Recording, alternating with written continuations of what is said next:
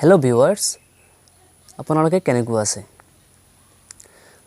তো আমাৰ আজি কোশ্চেনটো হৈছে কি in India what is the rank of Assam in number of national park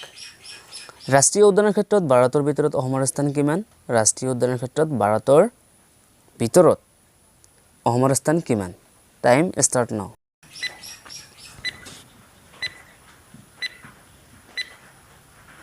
আমাৰ শুদ্ধ এনসাৰটো হৈছে থাৰ্ড নাম্বাৰ তৃতীয় স্থানত আছে এতিয়া আমি নেক্সট কোশ্চেনটো চাও তো হৈছে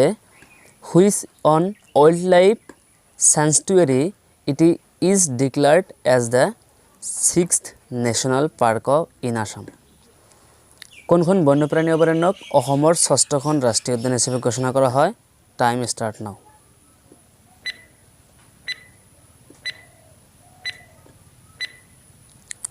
বি নাম্বাৰ এনসাৰ ৰায়মনা আমাৰ 6খন ৰাষ্ট্ৰীয় উদ্যান হিচাপে ঘোষণা কৰা হয় এতিয়া আমি নেক্সট কোশ্চেন চাও কোশ্চেনটো হৈছে where did Raimona national park was located in Assam অসমৰ কোন ঠাইত ৰায়মনা ৰাষ্ট্ৰীয় উদ্যান অৱস্থিত ষ্টাৰ্ট নাও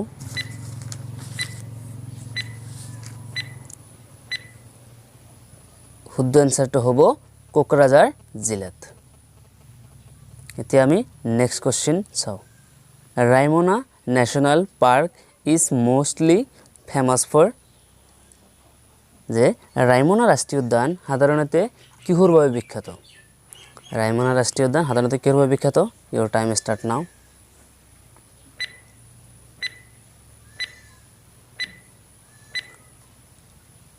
আমাৰ শুদ্ধ এনসাৰটো হ'ব এ যে এ গোল্ডেন লেঙ্গুৰ আমাৰ নেক্সট কোশ্চেনটো কি আছে চাও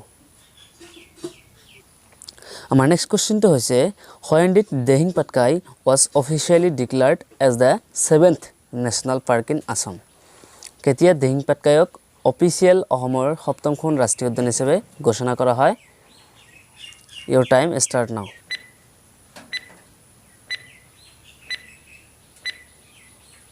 আমাৰ শুদ্ধ এনসাৰটো হ'ব সি 9 জুন 2021 আমাৰ নেক্সট কোশ্চেনটো চাও এতিয়া recently declared Dihiং Patkai the 7th national park of Assam is located in হেহতিয়াকৈ ঘোষণা কৰা অসমৰ 7খন ৰাষ্ট্ৰীয় উদ্যান দিহিং পাটকাই ক'ত অৱস্থিত your time start now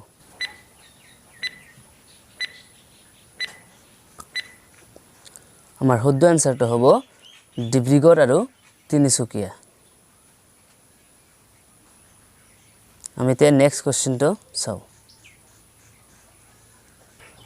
In which year Dihiং Patkai declared as wildlife sanctuary? তো কিমান চনত দিহিং পাটকাইক বন্যপ্ৰাণী হিচাপে ঘোষণা কৰা হৈছে কিমান চনত your time start now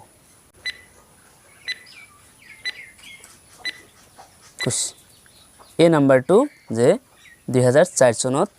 Dihing পাটকাইক বন্যপ্ৰাণী হিচাপে ঘোষণা কৰা হৈছে আমাৰ নেক্সট কোশ্চেনটো চাও অসমত ৰাষ্ট্ৰীয় উদ্যান আৰু বন্যপ্ৰাণী অভয়াৰণ্য ক্ৰমান্বয়ে কিমানখনকৈ আছে total number of national park and wildlife sanctuaries is in Assam respectively your time start now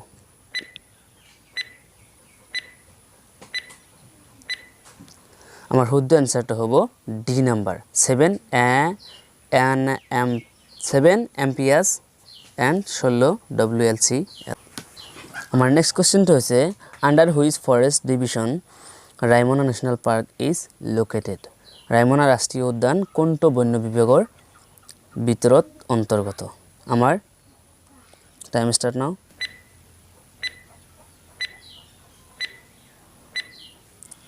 শুদ্ধ এনসাৰটো হৈছে কুচুগাঁও ফৰেষ্ট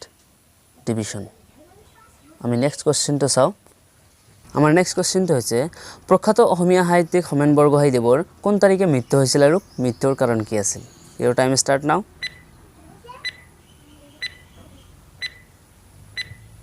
আমাৰ শুদ্ধ এনসাৰটো হৈছে সি নাম্বাৰ কাৰ্ডিয়াক এৰেষ্ট 2021 12 মে তাৰিখে তো আমাৰ নেক্সট কোশ্চেনটো চাও এতিয়া কিহৰ কাৰণে 2021 চনৰ মে মাহত নগাঁও জিলাৰ কঠিয়াতলি অঞ্চলৰ অন্তৰ্গত বামনি টিলাৰ কুণ্ডলী ৰিজাৰ্ভ ফৰেষ্টত 18টা বন্য হস্তীৰ মৃত্যু হৈছিল কিহৰ কাৰণে ইউৰ টাইম ষ্টাৰ্ট নাও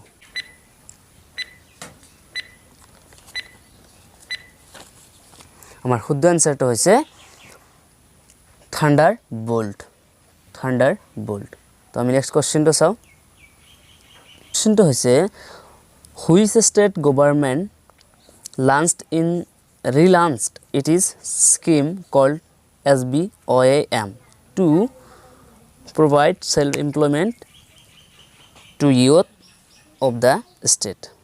কোনখন ৰাজ্যৰ চৰকাৰে যুৱক যুৱতীসকলক আত্মসংস্থাপন দিবৰ কাৰণে স্বয়ং আঁচনি মুকলি কৰিছে your time start now শুদ্ধ এনসাৰটো হ'ব আসাম আমাৰ ডি নাম্বাৰ এনসাৰটো তেতিয়া আমি নেক্সট কোশ্চেনটো চাও ই the first children's newspaper the young minds was launched in which state প্ৰথমখন শিশু বাতৰি কাকত দ্য ইয়ং মাইণ্ডছ কোনখন ৰাজ্যত শেহতীয়াকৈ আৰম্ভ কৰা হৈছিল your time start now